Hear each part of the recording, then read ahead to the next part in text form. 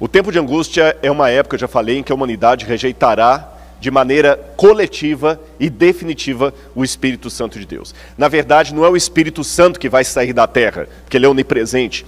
É a humanidade que vai ficar cada vez mais surda em relação ao Espírito Santo de Deus.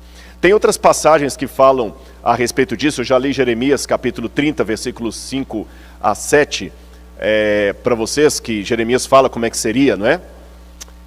E o que nós podemos falar mais sobre este tempo? A primeira coisa que eu falo é o seguinte: o que nós somos? Submissos a Deus ou pessoas que lutam com Deus? Chama a minha atenção que uma das possíveis traduções da palavra islamismo, Islã, seria submisso a Deus, a Alá. A palavra Islã significa submisso a Alá. Agora, a palavra Israel significa aquele que luta com Deus. Se você for olhar em termos de significado, é politicamente mais bonito e mais correto dizer que eu sou da fé do submisso a Deus, do que dizer eu sou da fé dos que lutam com Deus. Mas sabe por que eu sou da fé dos que lutam com Deus? Porque diferente do Islã, o Deus da Bíblia, ele não obriga, ele convida. Em segundo lugar, ele sabe que eu resisto. E para o meu bem, até no limite, ele luta comigo. Sabe como ele luta comigo? Como aquele pai que às vezes luta com o filhinho, porque ele quebrou o ombro, ou deslocou o ombro, e tem que ir ao médico para colocar no lugar. E a dor é muito grande. E a criança não vai querer. E muitas vezes o médico pede: mãe, ajude-me a segurá-lo aqui, porque eu vou colocar, e vai doer. E com dor no coração, querendo sentir a dor no lugar do filho, o que o pai faz? Segura. Ele segura. Às vezes num avião a criança quer levantar, ele segura. Deus segura. E uma outra razão porque a nossa religião é a religião dos que lutam com Deus, como ele lutou com Moisés. Queria matar Moisés na beira da estrada, e muita gente não entende isso. Até a mulher de Moisés falou: você é um sanguinário, o seu Deus também, porque ele lutou com Jacó e deslocou a coxa de Jacó. É porque ele sabe que muitos aprendizados só vêm pela luta. E para fechar as razões pelas quais Deus luta conosco, eu não sei se eu tenho aqui nessa noite alguém que... Eu sei que tem alguém que já passou pela carreira militar, mas eu não sei se tem mais alguém. Mas um treinamento de guerra não é feito jogando baralhos ou assistindo um filme sobre guerra. Treinamento militar para guerra, você treina lutando. É colocando o soldado dentro da barraca e jogando gás lacrimogêneo lá dentro, para ele poder ficar. É treinando o psicológico dele até a última instância, fazendo-o tomar decisões em meio de muito barulho, fazendo cumprir uma ordem, ainda que caia tudo. E por que os generais, por que os comandantes, por que os superiores do exército, da marinha, da aeronáutica são tão duros com seus soldados? Não é porque eles não têm amor, não é porque eles não têm coração, é porque eles sabem que aquela dureza pode ser o diferencial entre a vida e a morte no campo de batalha. Irmãos, aprendam uma coisa: na guerra, você não pode se dar ao luxo de ter frescuras. Guerra é guerra. Na guerra você come qualquer coisa, você dorme em qualquer lugar. A questão é sobreviver. Então, se Deus sabe que nós estamos numa guerra, um conflito cósmico entre as forças do bem e do mal, Deus luta comigo para me treinar. Então, se você está sendo atacado pelo mal, E você pergunta, por que Deus está deixando? Ele está treinando você, meus irmãos. Eu vou contar para vocês uma coisa, eu questionei muitas vezes por que Deus deixou passar por algumas situações tão ruins, que se eu contasse aqui, muitos de vocês chorariam em solidariedade a mim. Mas quando eu olho para você e olho e falo assim, eu sei o que você está passando e em nome de Jesus Ele vai te salvar, o meu sofrimento, não sou masoquista, porém o meu sofrimento passou a ter significado. Porque além da unção do Espírito Santo, é a minha experiência de vida que me dá moral para falar com você, fica firme, Deus te ama, você vai vencer.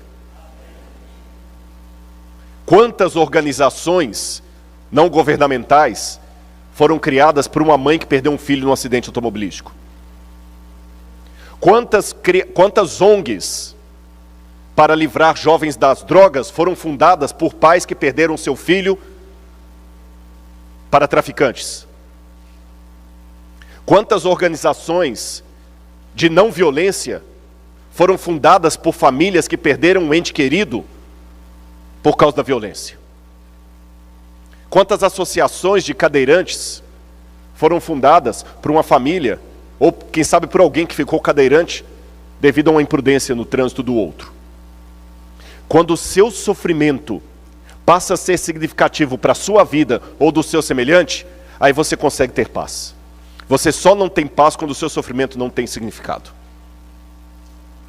E eu aprendi uma coisa, já falei com vocês desse filme, mas eu gostaria de repetir, aquele filme Something About Us, onde o sujeito fala, quando você é amado por Deus, você passa a ser importante para Satanás. Vamos continuar o nosso estudo. Além dessa angústia, nós temos também a informação de que haverá uma perseguição final dada aos filhos de Deus. Vamos ver Apocalipse, capítulo 13.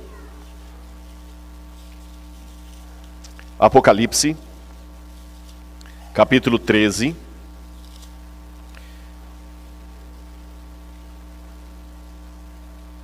Versículos 5 a 7. Quando fala da besta diz, e foi-lhe dada uma boca que proferia arrogâncias e blasfêmias. Foi-lhe dada autoridade para agir durante 42 meses. A besta abriu a sua boca em blasfêmias contra Deus, para lhe difamar o nome e difamar o tabernáculo, a saber, os que habitam no céu. E foi-lhe permitido também que lutasse contra os santos e os vencesse. Foi-lhe dada ainda autoridade sobre cada povo, tribo, nação e língua. E ela será adorada por todos os que habitam sobre a terra, aqueles que desde a fundação do mundo não tiveram seus nomes escritos no livro da vida do Cordeiro, que foi morto. Lembram lá Daniel? Serão salvos aqueles que têm o seu nome no livro. Aqui vão seguir a besta, aqueles que não têm o seu nome no livro. E o verso 17 diz, verso 16, perdão, vamos ler do verso 15. E foi-lhe concedido poder para dar vida à imagem da besta, para que também a imagem da besta falasse, e fizesse morrer todos os que não adorassem a imagem da besta, a todos os pequenos e os grandes, os ricos e os pobres, os livres e os escravos.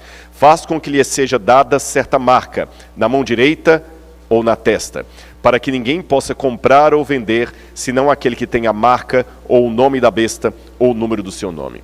É interessante também que em Apocalipse capítulo 6, versículo 9, nós temos também uma visão em que João vê os mártires que sofreram martírio ao longo da história do cristianismo. E os mártires, o sangue dos mártires, a alma, a vida deles, clama a Deus falando, até quando, verso 10, até quando, ó soberano Senhor, não julgas em vingas o nosso sangue dos que habitam sobre a terra? Aí o verso 11 diz, a cada um deles foi dada uma veste branca, e lhes foi pedido que repousassem ainda um pouco mais de tempo, até que também se completasse o número dos seus conservos e irmãos, que iam ser mortos igualmente eles foram. Então, irmãos, antes que a porta da graça se feche, alguns de nós talvez poderemos ter de dar a nossa vida por amor do Evangelho, ou perder algum ente querido por amor do Evangelho. Eu não sei o que é pior: morrer ou perder um ente querido que foi morto pelo Evangelho. E como você vai se comportar nesse tempo que eu estou descrevendo aqui para vocês? Bom, o treinamento já é feito como você se comporta hoje. Deus está em primeiro lugar na sua vida? Ou você está ocupado demais para Deus e tem desculpas e desculpas e desculpas para não entregar de uma vez a sua vida a Deus, para fazer de Deus o Senhor da sua vida? E muitas vezes você questiona assim: Rodrigo, desculpa, olha, se Deus é amor, por que Ele deixa eu passar por isso? Eu não mereço. Eu pergunto a você uma coisa: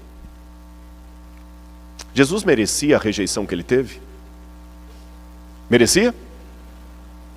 Jesus merecia ter sido traído? Jesus merecia ter sido trocado por um bandido? Jesus merecia morrer na cruz?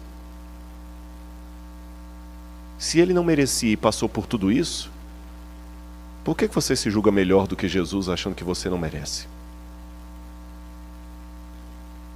Por quê? Se Ele que não merecia passou, e Paulo fala, queremos ser semelhantes a Cristo em glória, mas devemos também ser semelhantes a Cristo no sofrimento. E não é uma questão de masoquismo, de ter prazer no sofrimento, não é isso, irmãos. Mas é um privilégio sofrer por Cristo e como Cristo.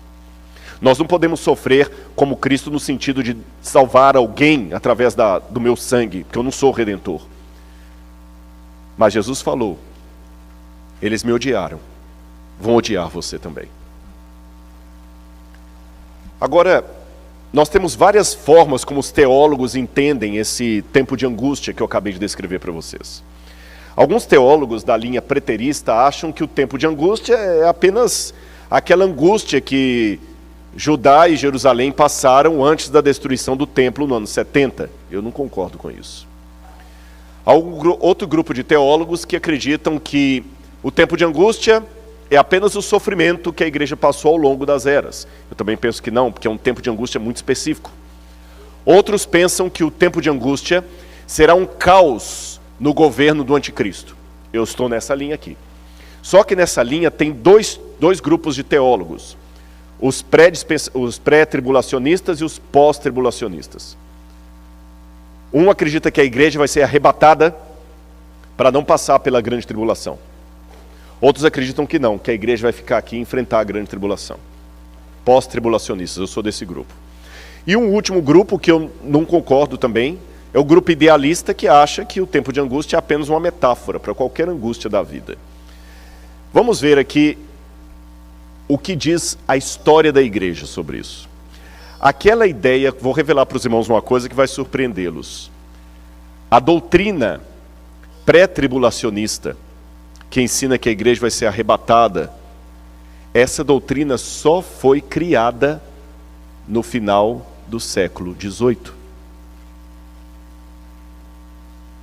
A partir do final do século XVIII, Francisco Ribeira, que era católico, foi um dos primeiros a falar do que hoje é o dispensacionalismo. Depois dele, um evangélico chamado Darby pegou a ideia e começou a pregar na igreja. Depois dele, veio Scofield e criou a Bíblia anotada de Scofield, que ensinava o arrebatamento secreto e tudo mais. Depois de Scofield, você teve Hal Lindsey, que tornou a coisa mais popular ainda. E depois de Hal Lindsey, você teve Tim LaHaye. Esses nomes que eu elenquei para vocês aqui foram os criadores da doutrina do arrebatamento secreto e da igreja ser retirada da terra antes da grande tribulação. Mas do século XVIII para trás, você não encontra nenhum cristão que ensine a doutrina do arrebatamento secreto e da igreja sendo tirada antes da grande tribulação. Se eu pegar os pioneiros da reforma protestante, João Calvino, Lutero, Wycliffe, João Hus, todos esses aí, os albigenses, os cátaros, todos eles, até a Igreja Católica, vou mostrar para vocês, a uma ensinavam que a volta de Cristo não será um evento secreto, será um evento visual no céu, com poder e grande glória, e todo olho verá. A ideia da igreja será arrebatada para o céu de maneira secreta, rapture, é uma doutrina nova do século XVIII para cá. Isso não foi ensinado em nenhum momento da história do cristianismo, nem nos nomes que eu acabei de citar aqui para vocês. E vou mostrar para vocês que essa ideia do do tempo de angústia, com o fechamento da porta da graça, é o ensino mais antigo e tradicional do cristianismo.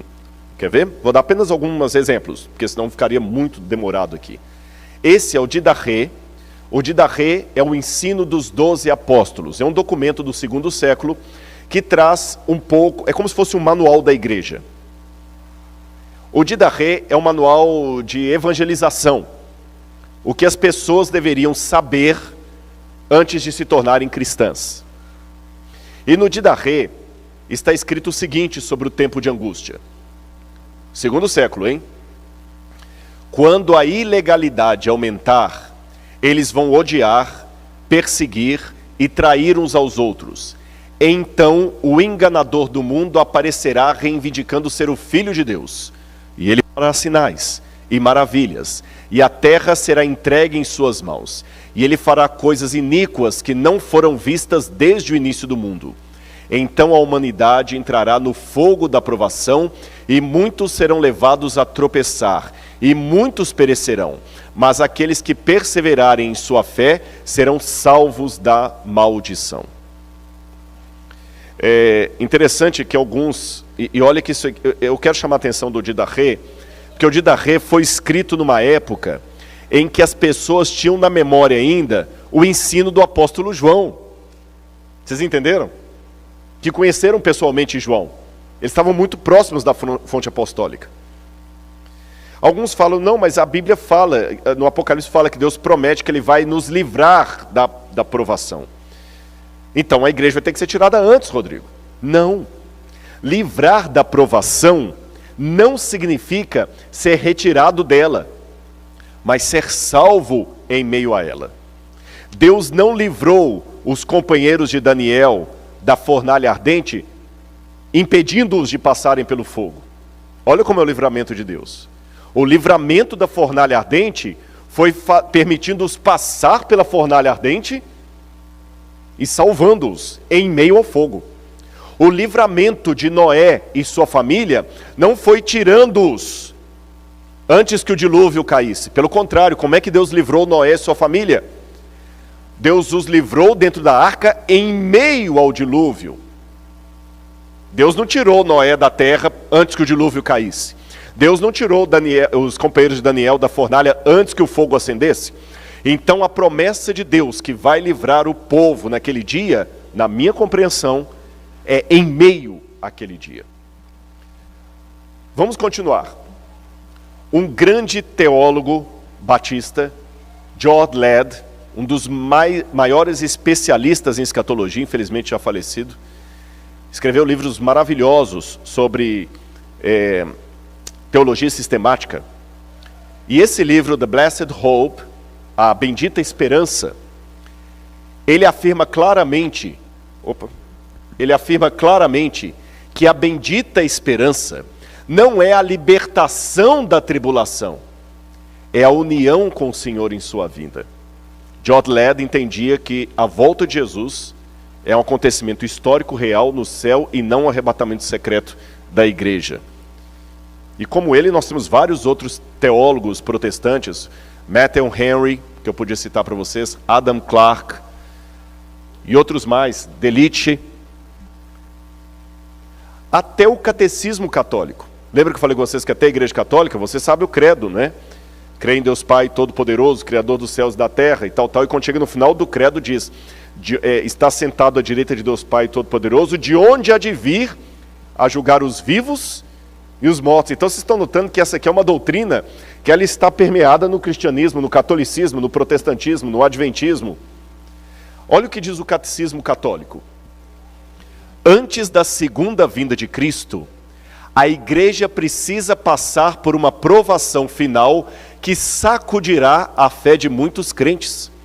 A perseguição que acompanha sua peregrinação na terra revelará o mistério da iniquidade na forma de um engano religioso que é o anticristo, um pseudo-messianismo pelo qual o homem se glorifica a si mesmo no lugar de Deus e de seu Messias que veio na carne. Eu concordo com o catecismo. Vocês estão notando que eu mostrei na Bíblia e ao mesmo tempo estou mostrando autores que não são da Igreja Adventista que estão dizendo o que eu estou dizendo. Lembra que eu falei, como mineiro, né? Que as minhas aulas, meus sermões e meus livros são um queijo feito de várias vacas? E é isso aí. Wesley dizia, Jerônimo dizia, desconfie do homem de um livro só. Jerônimo dizia, desconfie do homem de um livro só. Quando a pessoa tem uma pesquisa inteira feita só na opinião da avó dele, ou numa revista que ele leu, num site da internet, eu desconfio. Uma boa pesquisa, você tem que pegar várias fontes. Por isso que eu falei, já prometi, eu não posso prometer, me dá o seu WhatsApp, Rodrigo. Não, é impossível, você sabe, é sobre-humano, imagina, eu fico louco, né? Não dou conta. Mas o PowerPoint está liberadinho ali na igreja. Se você trouxer o seu pendrive, pode dar, não tem problema nenhum, pode copiar todos os PowerPoints desde o início até aqui, está liberado aí, tá bom? Eu até acredito que se transformar em PDF, ele fica mais leve, de repente pode até mandar por e-mail. Bom, Billy Graham, esse dispensa apresentações. Billy Graham também acreditava como eu estou apresentando para vocês. Olha o que disse Billy Graham. Eu ouvi o som distante de cascos e vi os cavaleiros do mal no horizonte de nossas vidas. Há sérios problemas à frente para o nosso mundo, para todos nós que vivemos nele. Será uma época de conflagrações nucleares, holocaustos biológicos e apocalipses químicos rolando sobre a terra, levando o homem à beira do precipício. A história vai fundo na batalha do Armagedon. Já vemos a sua sombra rastejando sobre a terra. E, irmãos, nós precisamos voltar a esses sermões. Não é a teologia do medo, é a teologia da advertência. É a teologia da advertência. Um dos maiores sermões pregados nesse país foi para o Jonathan Edwards, que pregou o sermão Pecadores nas mãos de um Deus irado.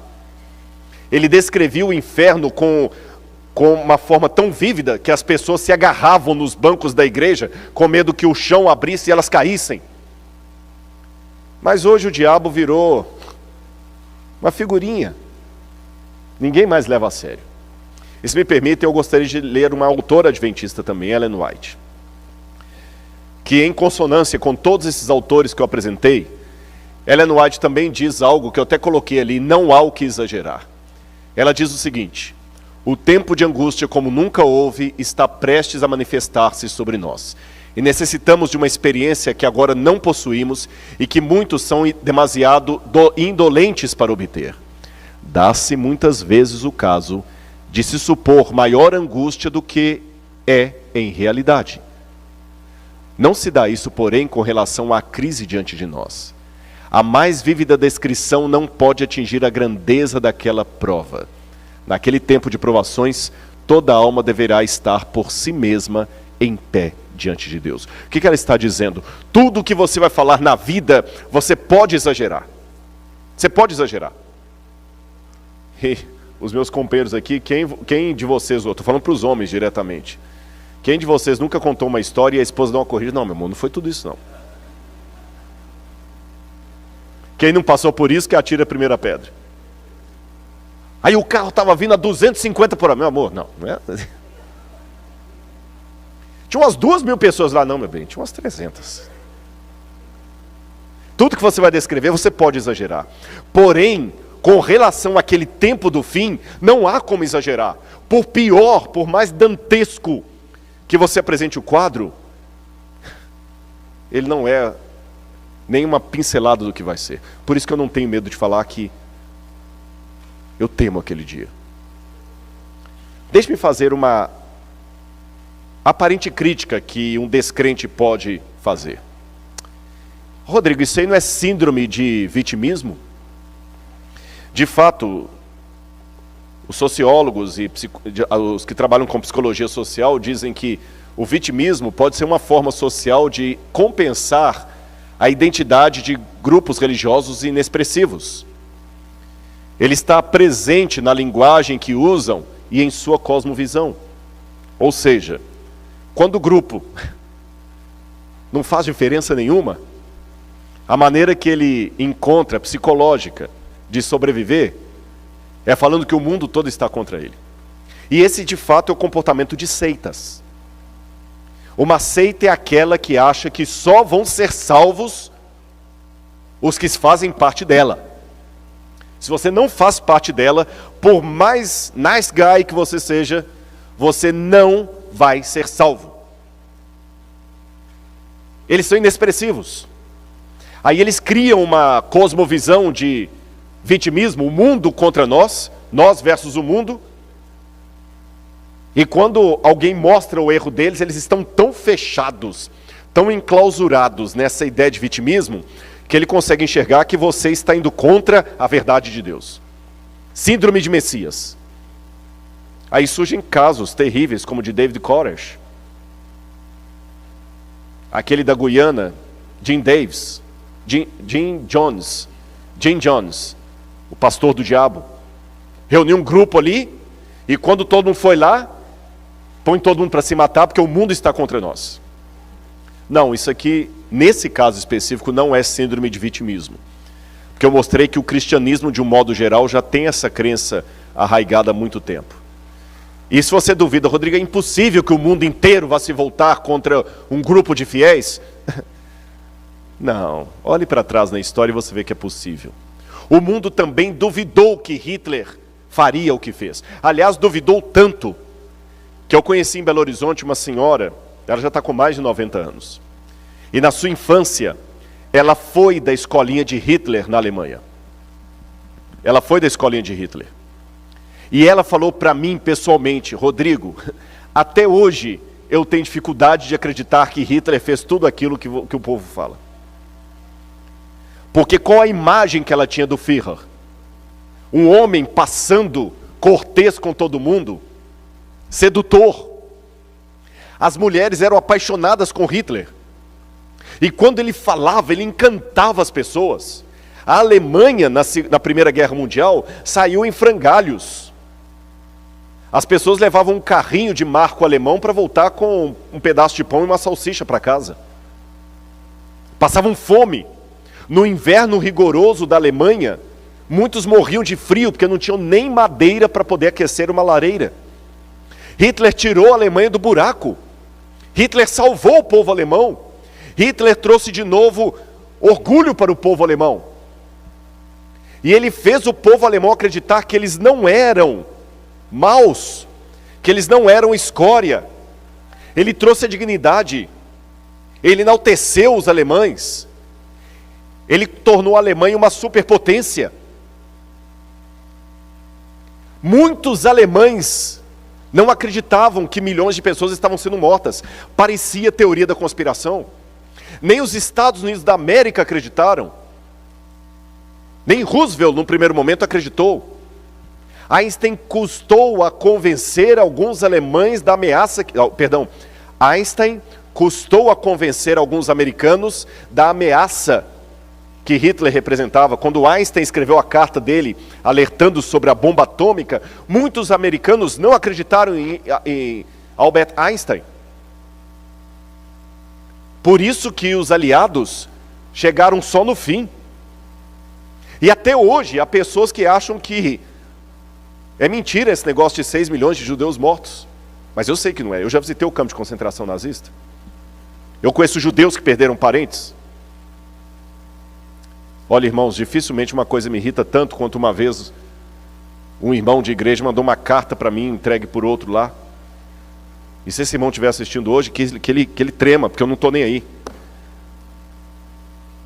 descendente de alemão, falando para eu parar de falar mal de Hitler e da Alemanha, porque isso é mentira, é contra dos judeus. Eu fiquei tão irritado, tão enojado.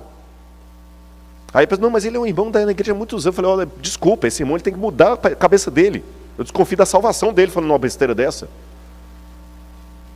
Que é complô dos judeus inventarem o holocausto. Como eu tenho um amor pela história de Israel, eu fui lendo aquilo ali, mas foi me dando um estado de nervo que eu não aguentei. A Laura lembra como é que eu fiquei. Até hoje tem pessoas que duvidam. Mas se eu estou falando para pessoas sensatas que sabem que o holocausto aconteceu e que 6 milhões de pessoas foram mortas, e se eu estou falando para pessoas sensatas que sabem que enquanto eu estou falando aqui, tem governos, já aproveitando que tem africanos aqui, tem governos totalitários na África que estão matando pessoas porque são de outra etnia. Olha o que aconteceu em Ruanda. Então não digam que a perseguição final é um mito, ela pode acontecer. E sabem qual que é a receita da maldade? Primeiro, uma crise. Crise é a oportunidade para surgirem heróis e enganadores. Pode olhar. Tem muito advogado corrupto que a especialidade dele é pegar pessoas fragilizadas. É alguém que perdeu a casa no incêndio? É o pai que perdeu um filho no acidente? É o imigrante sem documento, que está fragilizado? A oportunidade, a crise é a oportunidade para os heróis e para os bandidos. Segundo ingrediente da receita da maldade, um povo sem rumo. Um povo que não sabe para onde está indo. E curiosamente nós estamos com uma crise e estamos com um povo sem rumo. Falei essa semana das crianças que estão querendo limites, que ninguém, os pais não dão limite mais. O pai não dá limite, a mãe não dá limite. Ele está sem rumo. Cresceu a vida toda sem ouvir um não. Aí quando ele é adolescente vai namorar uma menina. Quando ela fala não, ele vai lá e mata. Fica no quarto trancado o dia inteirinho jogando o joguinho lá. E se você falar com o pai vira bicho. Aí depois ele compra uma arma, vai lá na escola e mata todo mundo. Aí todo mundo, como? Isso não aconteceu da terça para quarta-feira. Aí depois ele se alia ao Estado Islâmico, porque ele quer limites, ele quer um ideal, ele não sabe nem porque que ele está vivendo. É a sociedade líquida que eu mencionei ontem. Terceiro ingrediente, uma índole má coletiva. Quarto, um marketing. Nós temos o caso de Hitler, a senhorita Leni Riefenstahl e Joseph Goebbels, os líderes da propaganda de Hitler. Há um marketing bem feito. O marketing é a coisa mais perigosa que tem. Eu li um livro uma vez, cujo título era Biology. Mas não estou falando de biologia. Biology. Não precisa traduzir. To buy. Biology. E esse livro, um livro de capa amarela, grosso assim, eu assustei com o que eles mostram ali, como o marketing faz tudo para atrair você, seduzir você e lhe obrigar a comprar. Aliás, é interessante, principalmente os jovens. Muitas vezes você não quer ficar na igreja porque você não aguenta o tanto de não que a igreja dá, né? Não pode fazer aquilo, não pode fazer aquilo outro. Ah, não, para com isso. Mas você vive num mundo que lhe dá um monte de ordens e você obedece sem questionar. Eu creio que os comerciais aqui dos Estados Unidos não são diferentes do Brasil. Pelo menos no Brasil, as propagandas são sempre ordens. Compre, venda, faça, beba, tome, experimente. Você não está vestindo a roupa que você está vestindo porque você gosta. Você está vestindo porque um estilista conseguiu convencer os empresários a colocar aquilo como moda, e você agora se sente obrigado a vestir assim, senão você não vai ser aceito. Então, na verdade, o seu problema não é com a lei. Você não quer saber da lei de Deus, porque a lei do mundo você obedece. Você veste como o mundo manda, você ouve as músicas que o mundo manda, você joga os joguinhos que o mundo manda, você consome os vícios que o mundo manda, mas a lei de Deus você acha que está te aprisionando. Quinto, um plano. No caso de Hitler foi Albert Speer, que construiu lá os campos de concentração.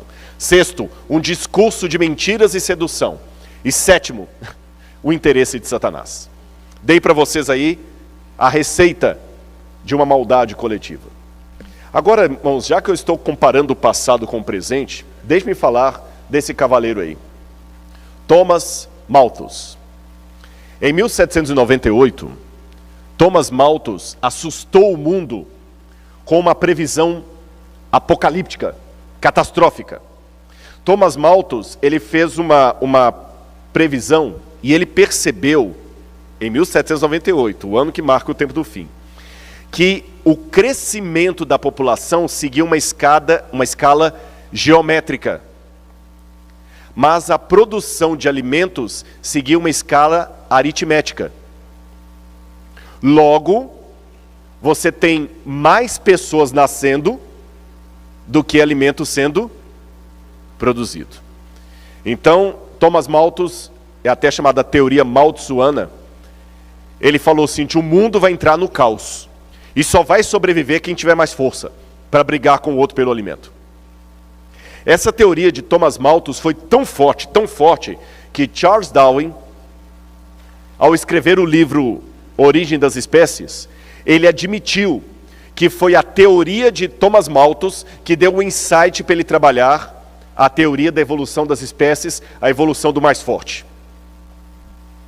Eu tenho uma boa e uma má notícia para dar para vocês. A boa notícia é que Thomas Malthus estava errado. Na verdade, é o contrário.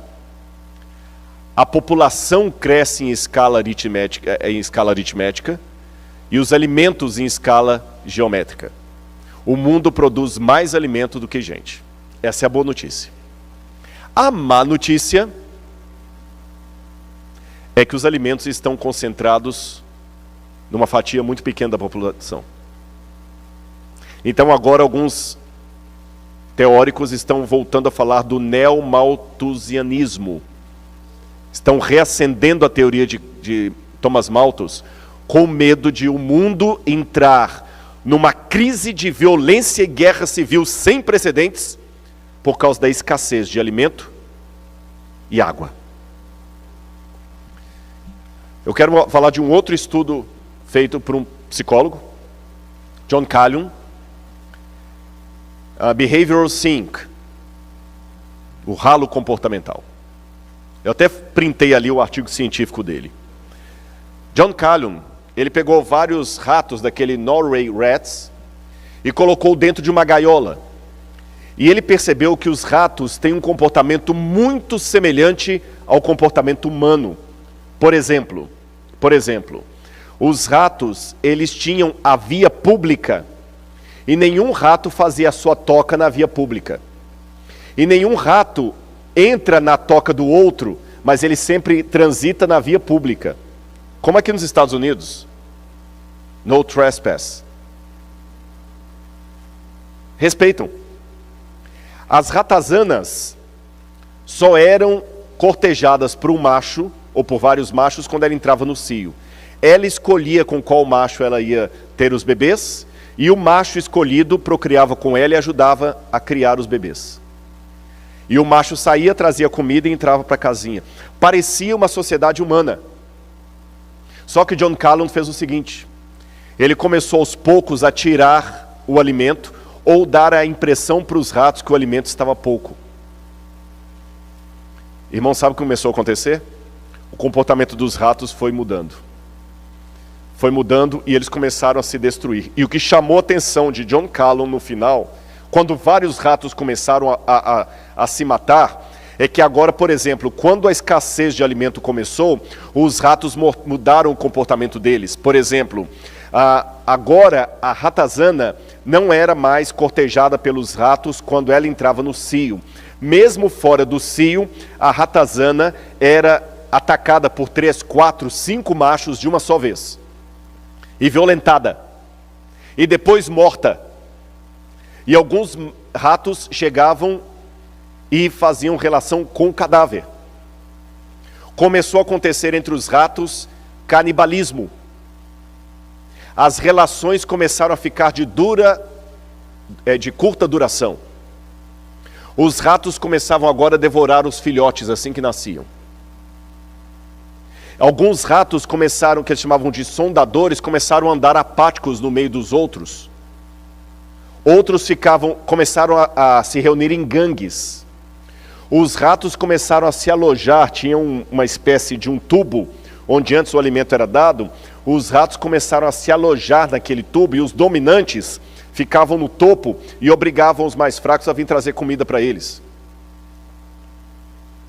Alguns ratos machos começaram a se insinuar para outros ratos machos.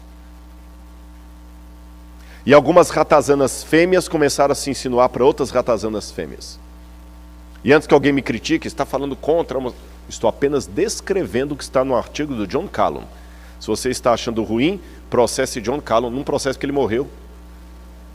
Mas o artigo está isso. O comportamento de dois machos ou duas fêmeas não existia entre os ratos da espécie Norway. Mas nessa situação começou a acontecer e em escala crescente. Depois dessa pesquisa, que assustou muito os sociólogos, a pergunta que se fez é: será que o que aconteceu com os camundongos, os ratos Norway, pode acontecer com a sociedade hoje?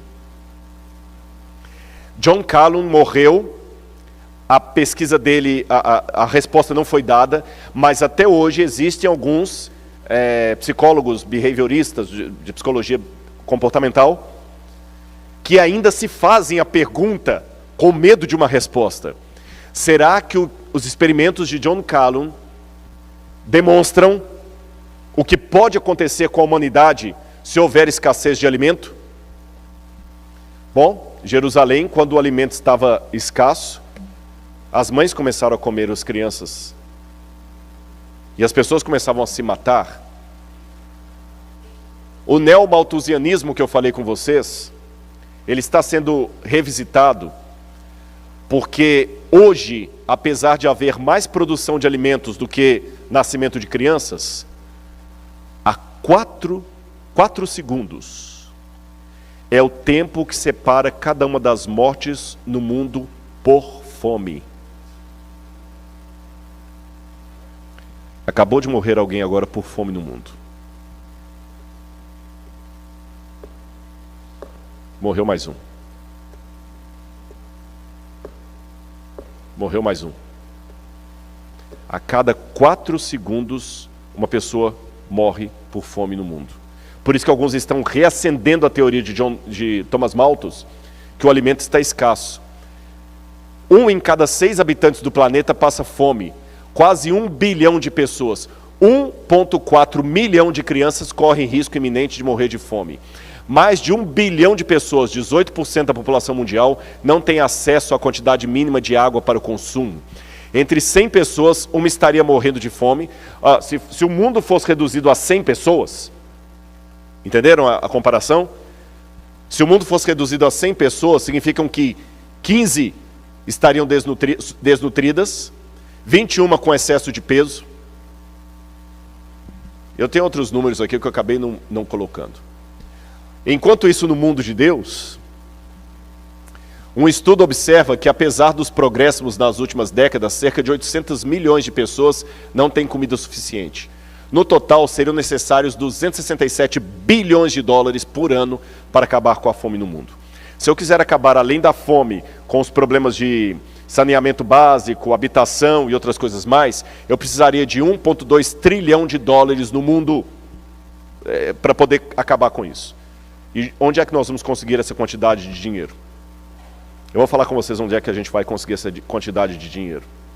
Onde é que nós podemos conseguir dinheiro para acabar com a fome no mundo? Segundo dados da ONU, o tráfico de drogas, não o seu combate, o tráfico, movimentam 300 bilhões de dólares por ano. Esses dados já têm 5 anos, então estão desatualizados. A prostituição é o segundo maior negócio do mundo, com cerca de 108 bilhões de dólares por ano, levando em conta a opacidade que envolve a rede, o que dificulta um cálculo exato. Isso aqui é uma estimativa. O terceiro lugar é ocupado pelos bancos, que movimentam 115 bilhões de dólares por ano. Embora nem tudo mude, algumas entidades acumulam em seus cofres até 800 bilhões em ativos. Em 2019, em 2019, os 2.153 bilionários que havia no mundo tinham mais dinheiro do que 60% da população do planeta. Entenderam isso? 60% de todo o PIB mundial está nas mãos de 2.000 e poucas famílias. O mundo não aguenta isso mais. Em quarto lugar, jogos de azar, que só na Espanha gastam 35 bilhões por ano. Se eu juntar esses valores aí, eu tenho dinheiro para acabar com a fome no mundo. Alguém pode perguntar, tá, e a igreja? Por que você não pega o dia da igreja também aí? Bom, para dar uma satisfação para vocês, não posso responder de todas as igrejas, mas é assim que é distribuído o dízimo da Igreja Adventista do Sétimo Dia. Nós não cobramos para pregar, para dar palestras, e o dízimo não fica na igreja local. Ele é justamente distribuído naquelas várias fatias lá que vocês podem ver, para que a igreja possa ser mais participativa possível. E o presidente mundial da Igreja Adventista não tem um salário maior do que o pastor Marcos dessa igreja. O presidente da divisão sul-americana não tem um salário maior do que o meu. E o meu salário não é maior do que um pastor de uma igreja do interior. Tá bem? Só para dar essa explicação, porque eu sei que alguém vai ouvir. Tá, por que ele não fala do dinheiro das igrejas? A sociedade está indo por ralo abaixo. A Organização das Nações Unidas para a Alimentação e Agricultura publicou um estudo sobre o impacto econômico e ambiental do desperdício de alimento. São mais de 1,3 bilhão de toneladas de alimento desperdiçados todos os anos, o que dá um prejuízo de 750 bilhões de dólares por ano em desperdício de alimento. E esse país aqui está medalha de ouro. Agora consideremos alguns textos. Publicado na Review and Herald, de 22 de novembro de 1906. O tempo de graça não durará muito mais. Deus está retirando da terra a sua mão refreadora. Por longo tempo ele tem falado a homens e mulheres mediante a atuação do seu Santo Espírito, mas eles não têm atendido ao apelo. Agora está falando a seu povo e ao mundo por meio de seus juízos. Agora! O tempo desses juízos é um tempo de misericórdia para os que ainda não tiveram oportunidade de aprender o que é a verdade. O Senhor olhará para eles com ternura. Tempo do juízo agora. E como é esse tempo de juízo? Apocalipse, capítulo 16.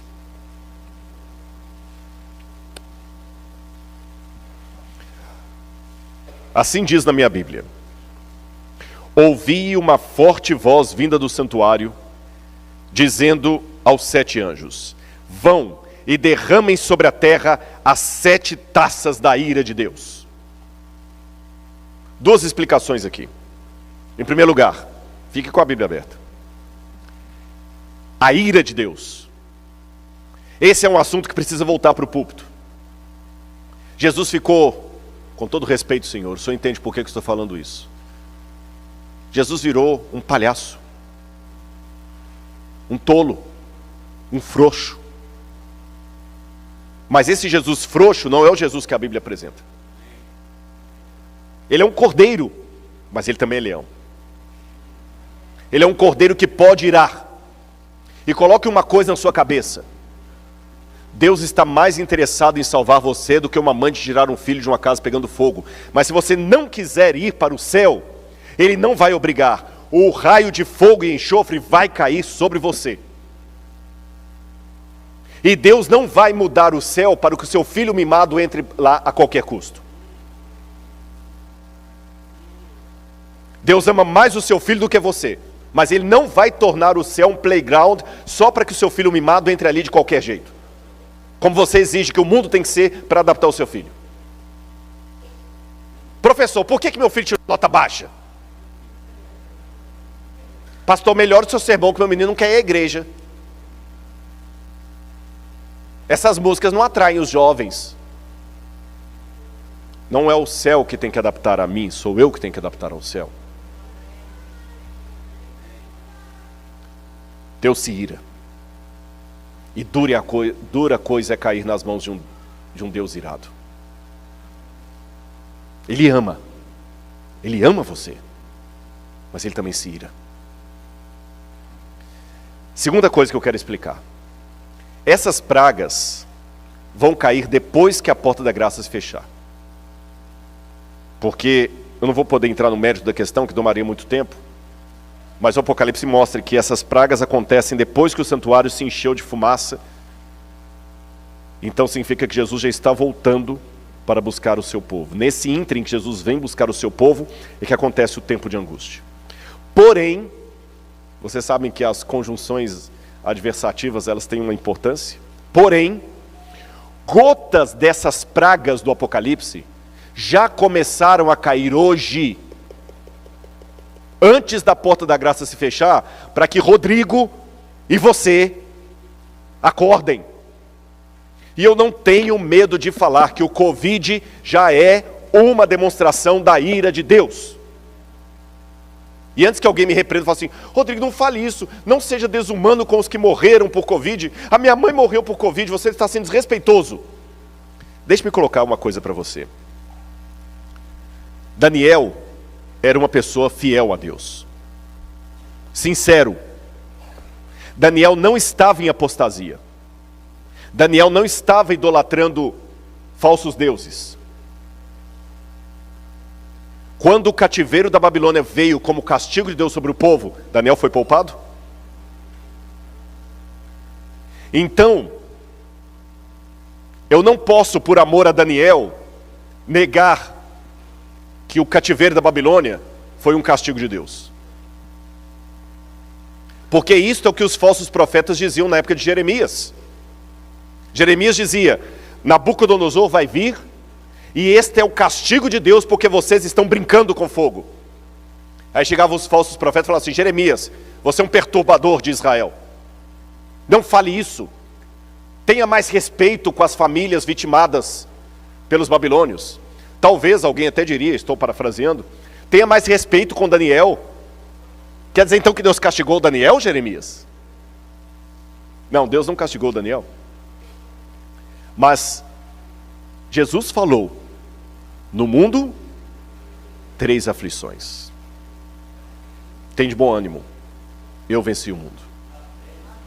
Haverá situações em que Deus vai livrar o povo dele da praga, como aconteceu no Egito. Mas haverá situações em que Deus permitirá que uma pessoa sincera do povo de Deus sofra as consequências, mesmo que ele não mereça aquilo. Vocês entenderam? Com isto apresentado, eu quero deixar bem claro: eu perdi pessoas que eu conhecia para o Covid. E de repente eu estou falando essa noite para pessoas que enterraram um ente querido vitimado pelo Covid. Por favor, aceite as minhas condolências com todo o meu coração, não estou sendo insensível não. Mas não me impeçam de falar aquilo que a Bíblia advertiu.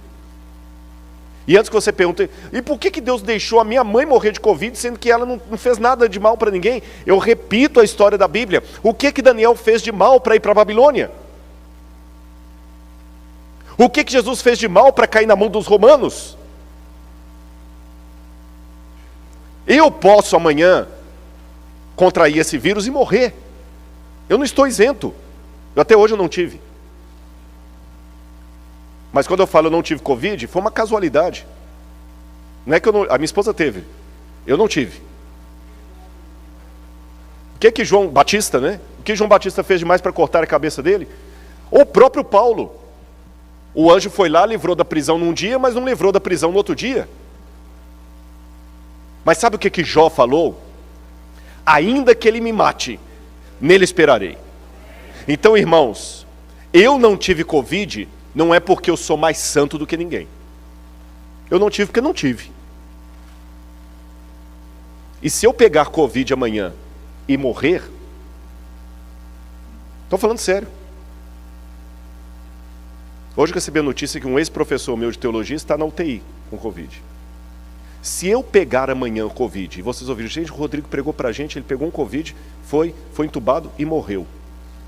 Se isso acontecer, eu não retiro o que eu disse a respeito desse mal. É Deus tentando acordar o mundo.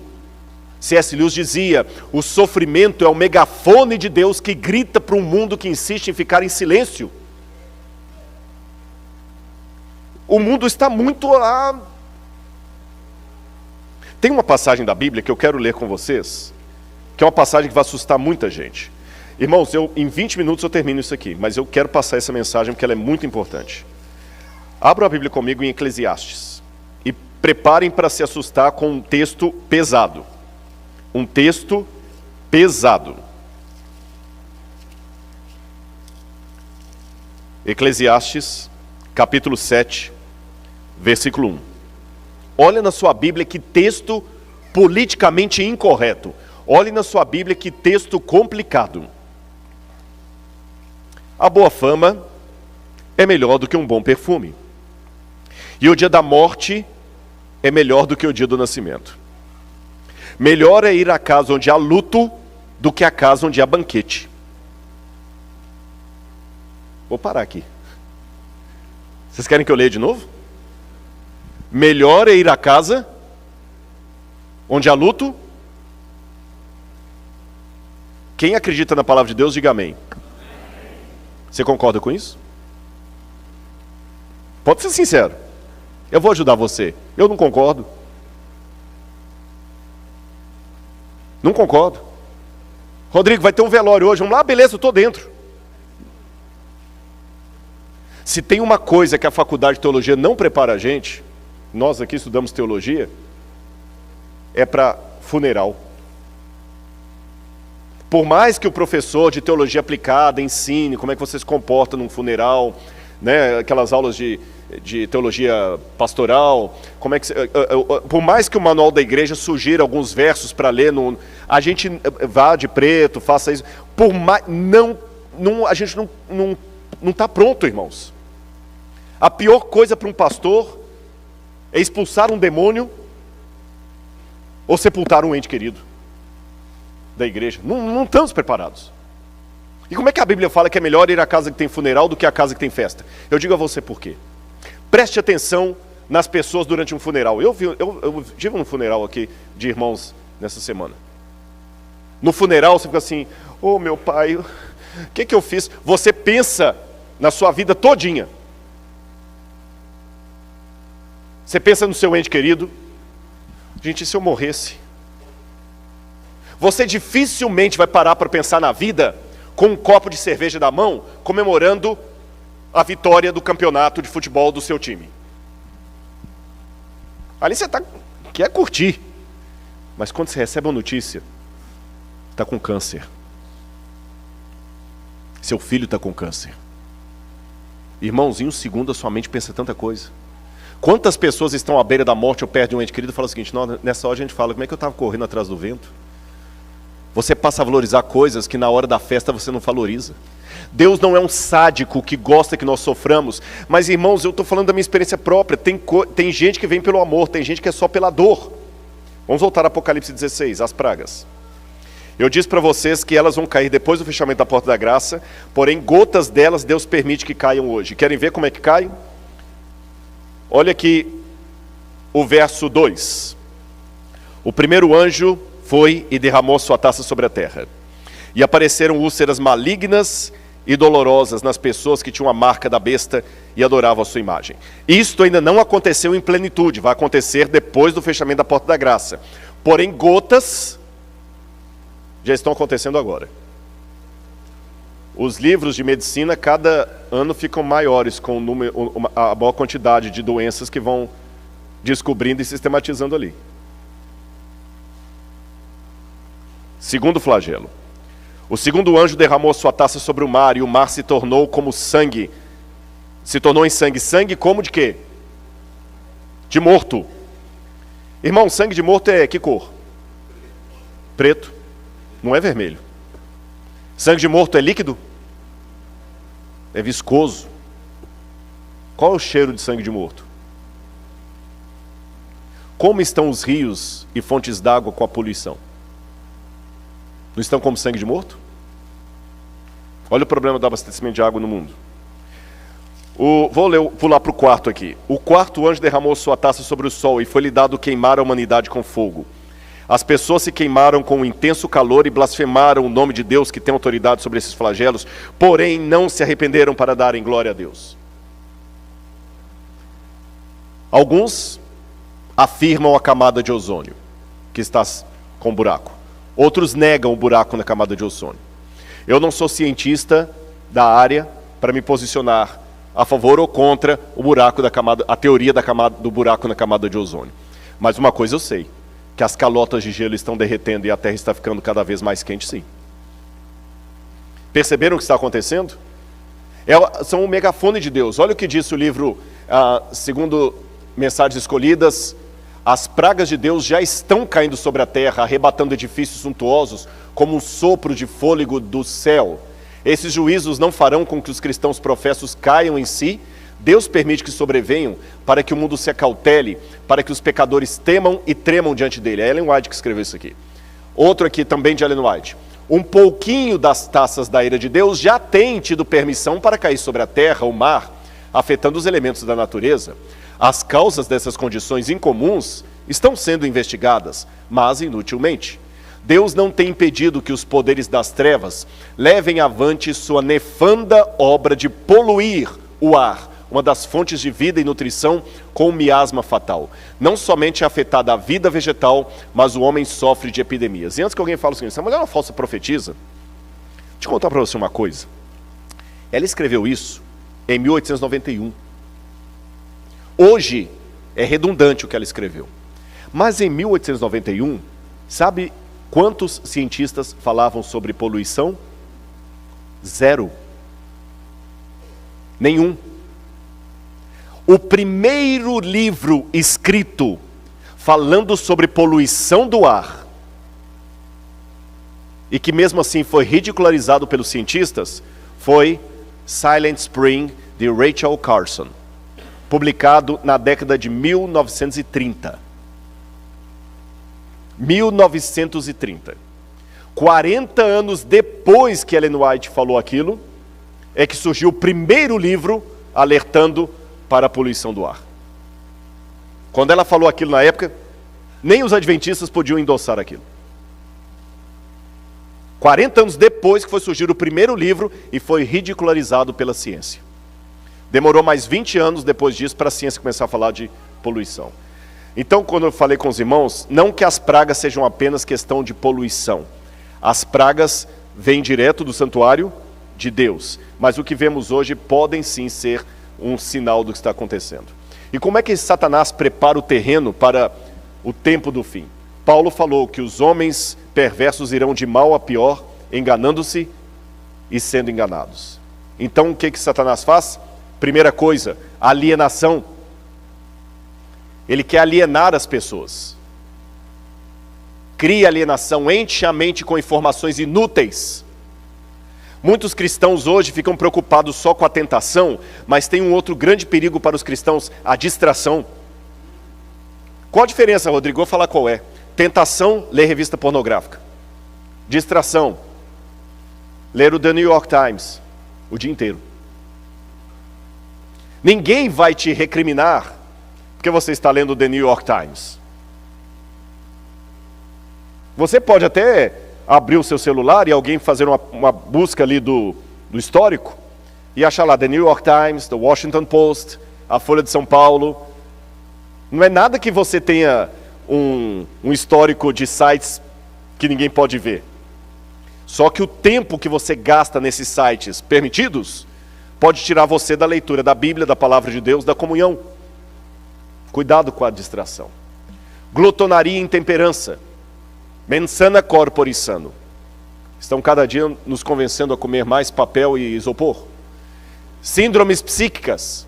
Excesso de informação e pouco conhecimento. Augusto Cury falava da síndrome do pensamento acelerado. E as causas: distúrbio psíquico, excesso de informação, paranoia de consumo e de estética. Consumismo. Nós queremos cada vez mais. Depois, quando não sabe onde colocar tanta coisa, faz um yard sale.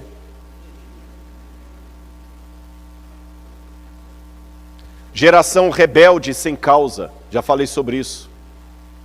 Crianças que não, os próprios pais não põem limites em casa. Eles não sabem o que fazer com os filhos. Um Jesus apaixonado. Eu estou preparando uma palestra, já vou dar um spoiler para vocês, sobre o perigo da teologia humanista. Deus me ama, isso é ótimo. Quantos pregadores foram usados por Deus para mostrar o amor de Deus para as pessoas? Pastor Bullion, Morris Venden. Só que uma deturpação da pregação do pastor Bullion é aquela que coloca um Deus que ama tanto que ele deixa o trono dele para você sentar lá. Cuidado com essas teologias humanistas. Deus faz qualquer coisa para salvar você. Até música contando isso tem. Deus faz qualquer coisa. Não, Deus não faz qualquer coisa. Deus foi ao sacrifício máximo por minha causa. Ele deu o filho dele para morrer na cruz do Calvário por mim. Isso é verdade. Mas Deus não faz qualquer coisa para me salvar. Deus não duela com o caráter dele. E tem uma teologia humanista aí, vista, desculpa, muitas vezes algumas músicas que parecem mais músicas de Roberto Carlos com temática religiosa. Como se Deus fosse um adolescente apaixonado, que se você não for para o céu, ele vai rasgar os pulsos. Não! Deus ama você, mas Ele não vai se suicidar porque você não quis ir para o céu. Visões unilaterais de Cristo. Uns veem um Cristo apenas como um carrasco, outros veem Jesus apenas como um mansinho. Não basta falarmos apenas coisas bonitinhas sobre Jesus. Temos que pregar quem Ele é. Ele é o Senhor da nossa vida. E tem um monte de teólogos e pregadores hoje que só vivem de fama falando coisas bonitinhas de Jesus. Jesus ama todo mundo. Jesus não condena. Jesus condena. Pelo menos o que está na Bíblia condena. É proibido proibir. Ah, Jesus não liga. Jesus não é radical. A igreja, há um perigo muito grande. Alguns na igreja se tornam resistentes, outros apáticos. Interessante que o intento de Satanás não é tirar muitos da igreja, é mantê-los na igreja, mas oferecendo um cristianismo apático ou excitante. A gente estava conversando ontem, voltando para casa. Há pessoas que são servos de Jesus, outros são fãs. Eu estava conversando com o pastor, eu falei assim, engraçado, o Schumacher está vivo ainda? Assim que começou a conversa no carro.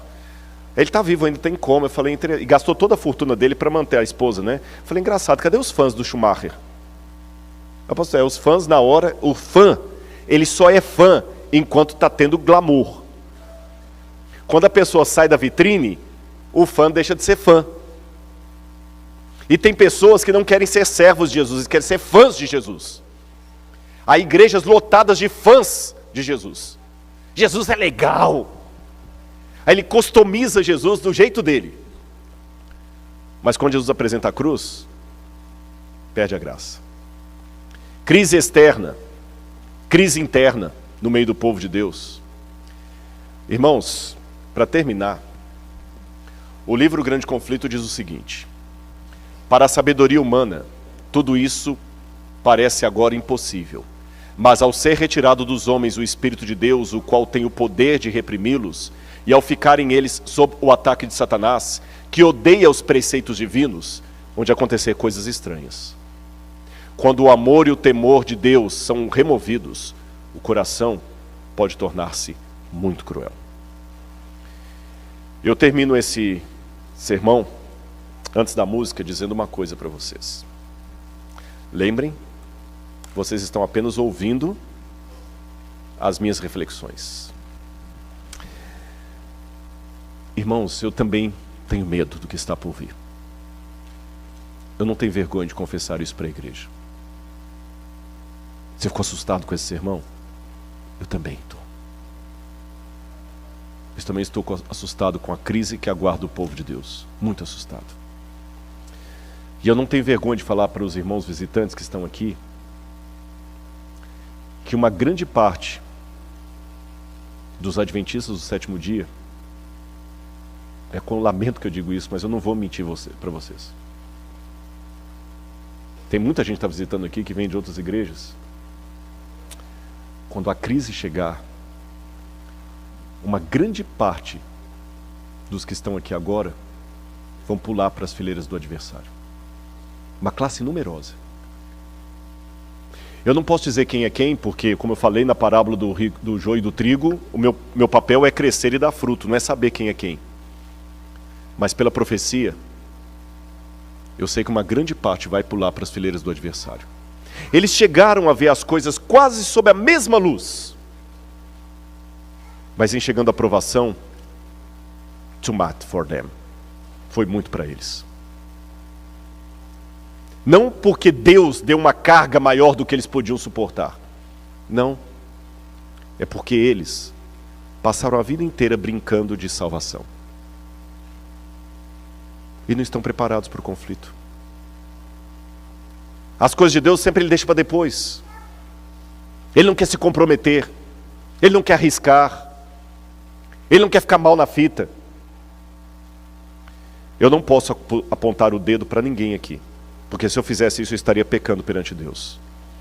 Mas eu posso implorar para a igreja que está me assistindo aqui e virtualmente. Ainda que seja verdade que uma classe numerosa vai pular para as fileiras do adversário, que você não esteja nessa classe. Eu sou muito cavalheiro, minha esposa sabe disso. Eu me sinto mal, por exemplo, se eu estiver andando e ela estiver atrás. E não faço só na fita, não é. Eu tenho muitos defeitos, mas eu tenho minhas virtudes também. Eu abro a porta do carro.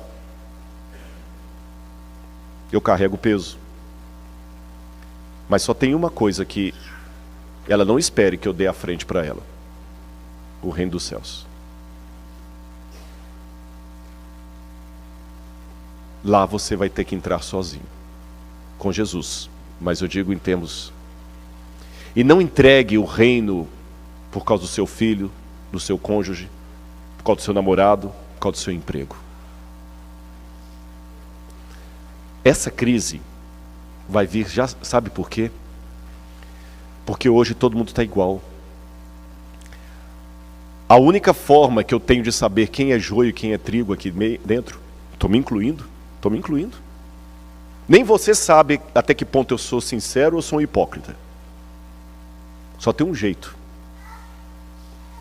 E esse jeito foi previsto por Sigmund Freud, o pai da psicanálise. Eu vou ler um trechinho do que Freud escreveu.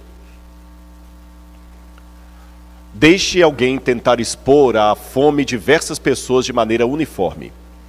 Com o aumento da urgência imperativa da fome, todas as diferenças individuais obscurecerão. E em seu lugar aparecerá a expressão uniforme do único desejo não silencioso: Thanatos e Eros. Eu vou pedir licença ao Dr. André para tentar explicar Freud. Que audácia. Eu disse que eu não faria uma palestra de uma área que não é minha, mas que eu poderia dialogar com outra área. Eu vou explicar para vocês o que Freud quis dizer. Freud quis dizer, munido da ideia da evolução das espécies, Freud disse que você só é educadinho porque tem comida para todo mundo. E quando você vê alguém comendo assim, sôfrego, ou ir na frente, que cara sem educação. Quando você está no supermercado, alguém passa na sua frente, nossa, sem educação, não teve berço não? Sua mãe não te deu educação não? Segundo Freud, essa diferença entre os educados e os mal educados só existe porque os educados têm comida bastante para eles. Mas Freud dizia o seguinte: tire a comida de todo mundo e você vai ver que os educados vão se comportar como os não educados. Até se você tirar a comida de todo mundo, depois de um tempo sem fome, jogar um hambúrguer ali no meio, até a rainha da Inglaterra vai te dar pescoção para atacar primeiro o hambúrguer.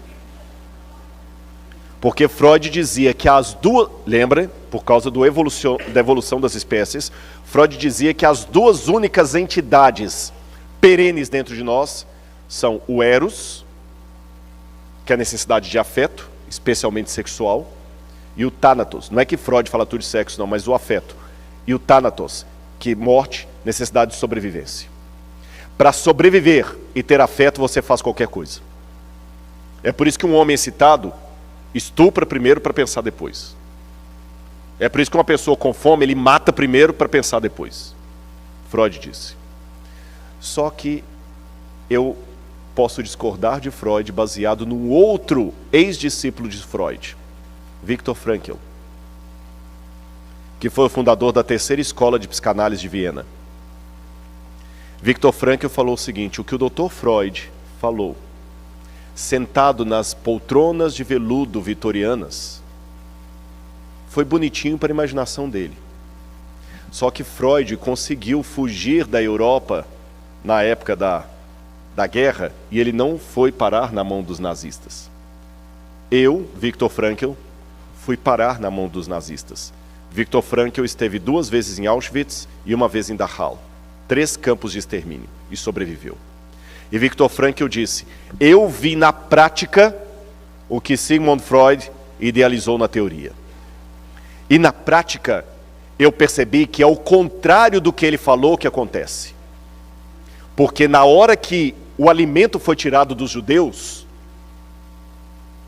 alguns se tornaram santos. Porque eu vi muitos judeus morrendo de fome para dar o seu pão para alguém que estava mais doente. Eu vi judeu entregando o seu cobertor para aquecer um outro que estava com febre e ele mesmo ficou com frio.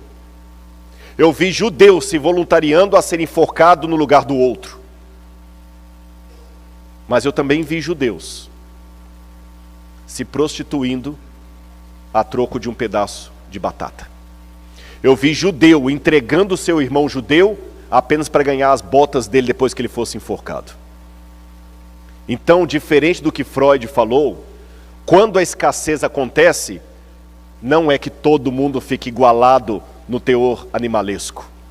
Quando a escassez acontece, disse Viktor Frankl, muitos se tornam santos e outros se tornam porcos. Antes da guerra, todos os judeus eram judeus, com a sua feira, com sua loja, com a sua sinagoga, mas no campo de extermínio, alguns judeus se tornaram santos, outros se tornaram porcos. Quando a perseguição vier sobre o povo de Deus, alguns aqui dentro se tornarão santos, outros se tornarão porcos. Eu não sei quanto a você, mas eu imploro a graça de Deus sobre a minha vida, porque eu quero estar do lado da luz. Eu sei que foi um sermão muito pesado, mas eu precisava fazer essa advertência à igreja. Coloque Deus em primeiro lugar.